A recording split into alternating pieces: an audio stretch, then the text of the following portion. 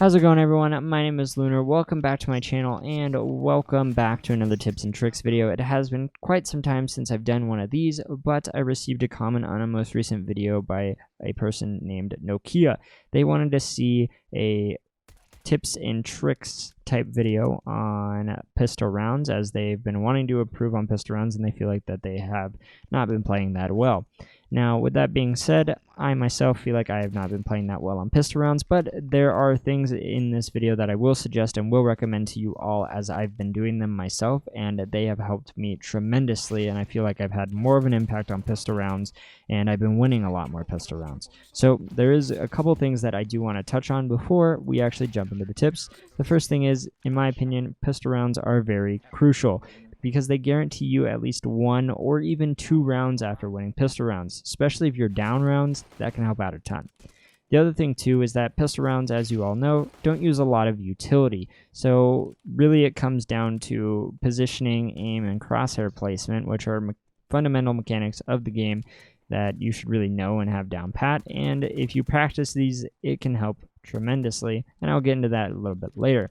But there are 4 main things that I want to go over, and the first one is going to be positioning. Positioning is where you could either set yourself up for success or failure. We'll use a CT side as an example, and as a CT you really need to use a USP or a P2K to its advantage and take a position where it will put the T's Glock at a disadvantage. So using that range can help out tremendously. Now, when you have that gap created between you and the T side, you also want to make sure you're in a position you can peek from different angles, and this goes for CT side or T side, especially in a post-plant position for T side. Now, this makes it a guessing game for your opponent, and if the angle they are challenging you from is not the best lineup with where you're peeking, you have the opportunity, due to the distance you created as a CT or T, to re-peek from a different angle before they push you, and a lot of the time you can catch them out of position. Now, as for the T side, you need to close that gap between you and the USPS or the P2K when you're getting on site and in post-plant positions. You need to play angles that really favor you and make your opponent push into your crosshair, and where the range is most effective for the Glock. But that also goes to USPSs with playing the distance. You definitely want to set up your crosshair placement and play angles where the T's have to walk into your crosshair, as the less you have to move your crosshair, obviously the better, but with that you are going to hit a lot more of your shots. Now, this kind of segues into the second topic I want to cover, though, which is utility. Because utility, there are some great situations where this can help, and this can either close the gap, this can create the gap, or this can put you and your crosshair placement in the position where you're actually going to pick up more kills and be able to win the round. But buying the right utility is the main reason why I want to bring this up. As for CT side, if you're holding B site Mirage or B site Overpass, where it is very common for a team to 5-man rush, buying a smoke can really be used to create space and time for a rotate. It can also be used to block a choke point and force your opponent to have to run through a smoke.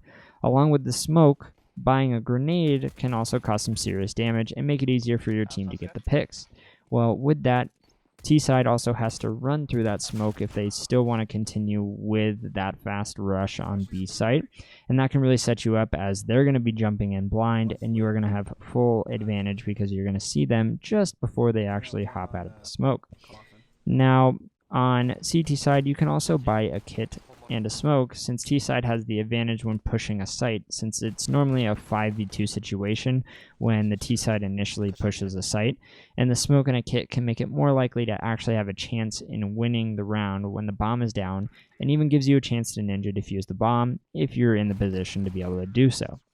Now, as far as T-side utility, having a smoke and flash can really help close that space that the CTs create, as I mentioned earlier in the video. The smoke can mainly be used to block off main choke points when taking the site, and flashes can make the CTs fall off any main choke points that they are holding. Now, that really gives you an advantage going into a site, because you could either do it solo with the flashes, but a lot of the time pistol round you're going to want to play it together and play in that man advantage. So that really opens up and creates space for the T side to actually get on site and for you guys to get into the post-plant positions that are needed. So it's all about creating space on the map and blocking off main choke points as a T side. Now, knowledge of common strats definitely helps out a lot, which is another topic that I want to cover. And to better explain, I'll use Mirage as an easy example since everyone knows Mirage. Mirage has the common placement for CTs, which is to play 2B, 1 mid, and 2A. And for the Ts, it is either a rush or contact B, a split B, or a push A where 1 or 2 more people go out palace and the rest go out ramp. Occasionally, you'll have the person that goes a mid connector. But one way to counter these strats, just as a CT, is to play 3B with 1 towards short, and that person short could be spotting mid. And you can play 2 people towards A. They could be either both towards CT, or you could have 1 stairs even as well too, even though it's a really common spot for someone to play on pistol round. Now, this does take communication with your team, which a lot of the time we all know can be hard when solo queuing. No matter what you're playing, whether it be matchmaking, face it, ESEA, not everybody's going to listen. But at the very least, mentioning the change-up won't hurt, and see how it works. I mean, especially if you're in a 5-man queue, it should be very easily doable. Now, this is also just an example that can help stop common strats from the T side, but knowing the common plays on the map you're playing is a good way to have early knowledge in the round as to what you want to check and where to play as a CT. Now, as for the T side, having common knowledge of where CTs can play can make a huge difference as to what site you hit, as to where the weak points are on the map, etc. So now I'll use overpass as an example because people tend to play 4B early on CT side, and one person always goes fountain to actually peek it and get information. But you can use this to your advantage, and if you get that early pick on fountain, you can easily push A, or you can counter the rotate that the CTs are making and go down connector to B. So that's just things that can change it up and really be effective on a pistol round. Now, like I touched on before about pistol round being very mechanic based, and it's something that you will see in every video on how to improve on pistol rounds, is mechanics. Because warming up consistently every time you play will always help produce better results. With pistol rounds, it matters the most, just like anything. Like I said in the beginning of the video, there is less utility, less strats when it comes to pistol rounds compared to any other, which forces the rounds to rely more on aim and crosshair placement than anything else. And playing things like pistol deathmatch can help tremendously. It gives you real-world scenarios compared to something like aimbots, where you're just shooting bots standing still the whole time. You actually get to understand how the other person plays. You get to practice your jiggle peeking, you get to practice your strafing, you get to practice your counter strafing, which are also very huge aspects of pistol round, and where you're going to also set yourself up for success or failure being good at those things. So one other thing that I've recently been doing that has actually helped a ton with my warm-up routine has been using AimLab, which is a free quote-unquote game. I don't really consider it a game, as it's just something that's going to practice your aim. But it is a free game on Steam where you can practice your aim, and I've been doing a lot of the grid shot, which has helped out a lot before actually starting to play CSGO, because it really helps with getting your mouse movement down, getting used to your mouse after not playing, and so on and so forth.